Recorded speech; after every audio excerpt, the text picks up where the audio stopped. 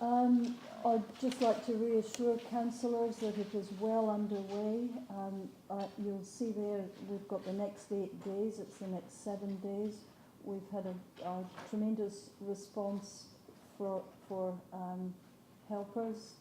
Just this morning, ECAN have given us one of their top engineers to work alongside the task force. So there's a lot of enthusiasm to get this report in front of councillors as requested. I don't know if there's anything else I can say.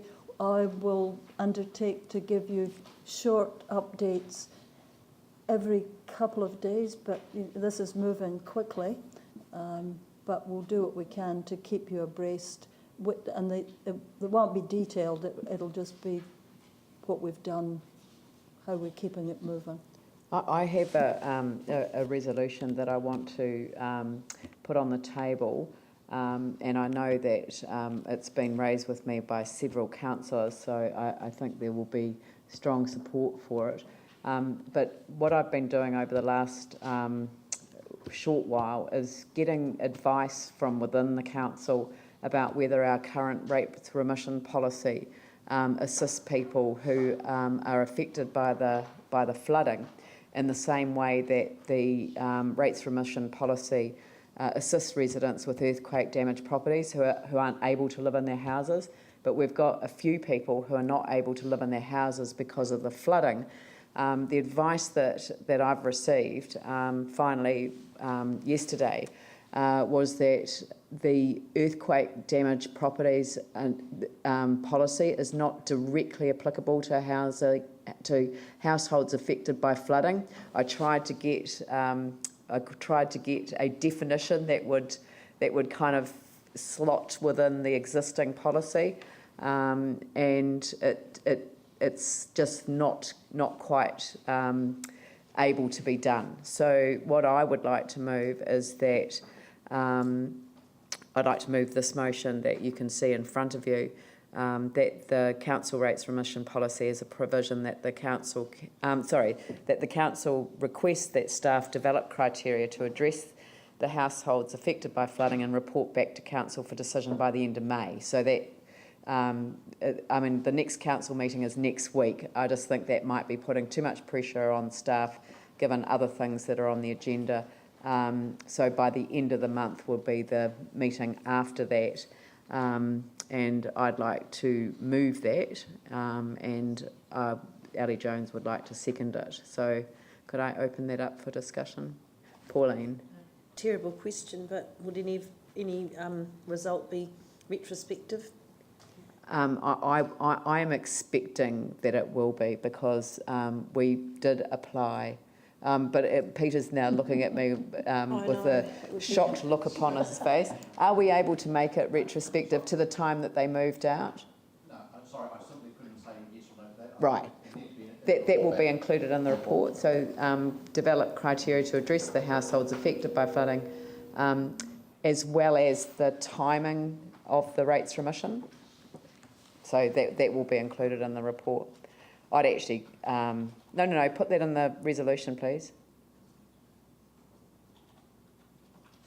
So go down to the bottom bit. The council requests that staff develop criteria to address the households affected by flooding, and then put comma, as well as the timing of the implementation of the new criteria, and report back to council for decision. Yeah.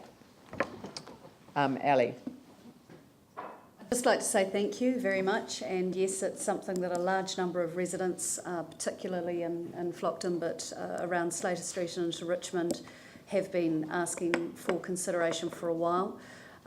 I just know personally rates remission for people out of their houses because of the earthquakes has made a huge difference to the ability to manage things financially, so I just wanted to say thank you. Andrew. Thank you very much, and I certainly welcome this. One of the effects of flooding that we've seen on the hills isn't necessarily water ingress into people's houses or water damage as such, It's land movement caused by flooding, and I was wondering whether, with the permission of the mover and seconder, we could add something in there just to recognise, maybe if we added the words address the households affected by flooding and landslip caused by flooding, just to specify that, so that, you know, there are a number of people I know on the hills that are out of their houses because of landslip issues, which have been caused by water flooding. runoff. Yeah. Yeah, okay, yep. Well, I'm okay with that. Councillor Jones is nodding away. Glenn? Thank you. I think this is wonderful. I very much wish this was a term ago dealing with this over red zone, actually, which is a parallel to this rate move. The levels of service are compromised, people's living is compromised. Great, good stuff. Thank you. Yanni? I presume, but now that you've added an additional wording, that it won't just be people that have have moved out. There's actually people that have been inundated that's still living in these properties. So the report that comes back, it's not just the people that have moved out. Is it going to also include people that have been adversely affected in other ways as well? No, it is about people who've had to move out. That's what the current policy applies to. Right. So I don't think that we should, as a matter of course, be creating a policy that has a completely uncertain financial impact without extensive reports. So, you know, I mean, I understand that people have been affected by flooding, and I actually had wording that specifically was about, yeah, so,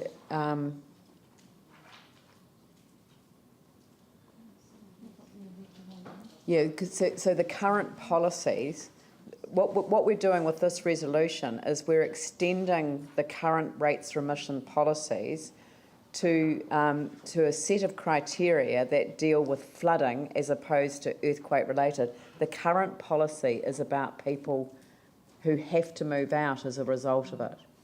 So the current rates remission policy, which has been in place for a considerable period of time, that does not exist for people who remain in their homes.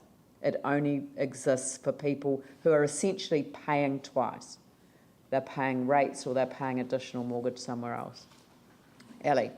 I think the issue there is that if people are still living in their houses and they're damaged or they're dangerous or they're unhealthy, it's the insurance companies that should be stepping up and looking after them there. That's not our job, to be honest.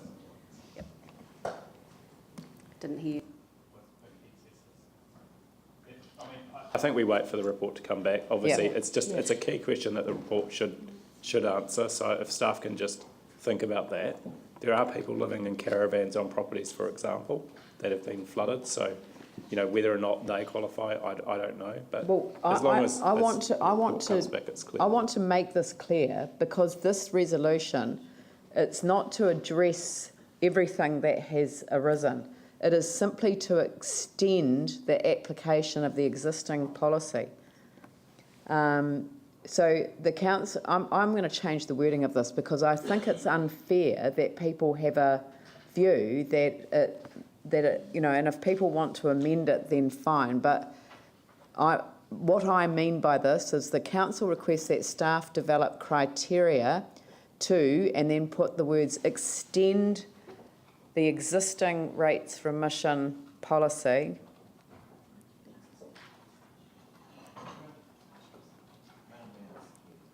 to, and then take out address the.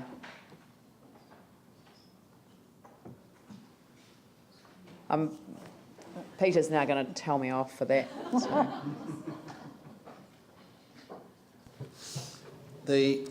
He called me Madam Mayor, I heard that.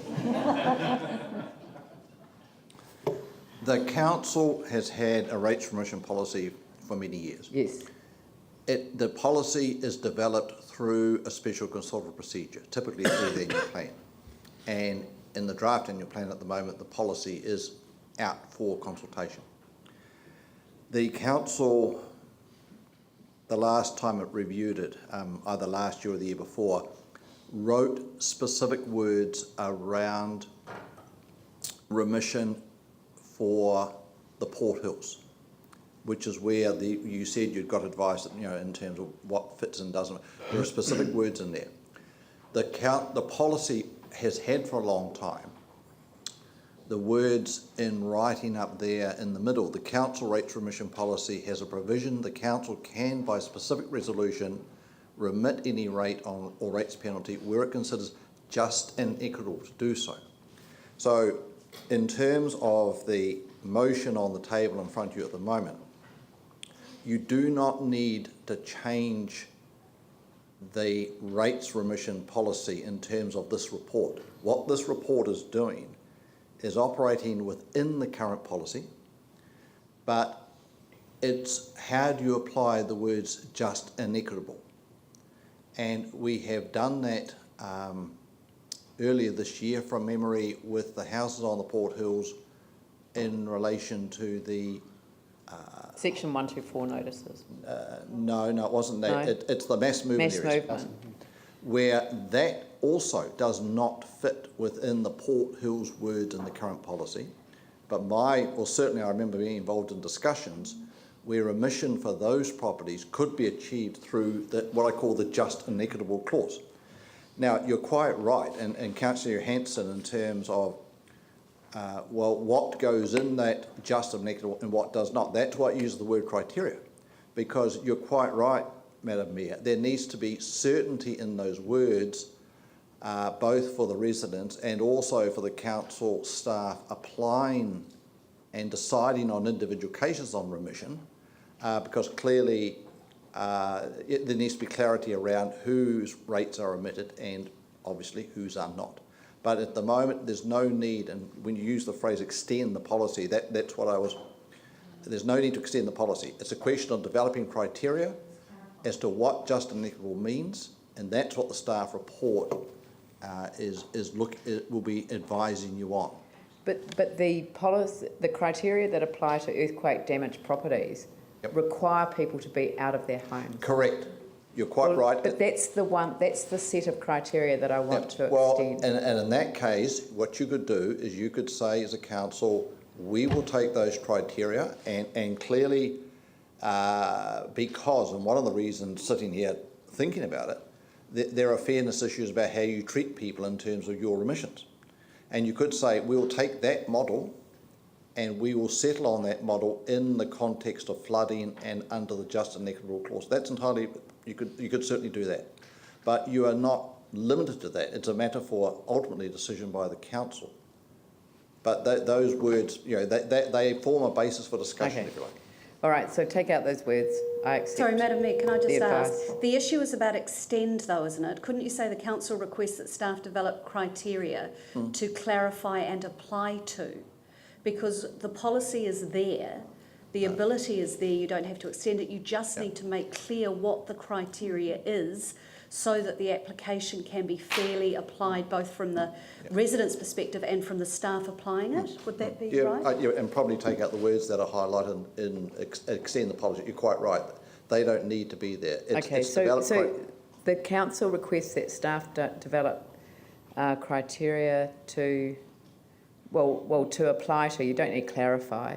It just apply to apply to households affected by flooding and land movements caused by flooding, as well as the timing of the implementation. All right. I'll put the motion. All those in favour say aye. Those opposed say no. That's carried. Thank you.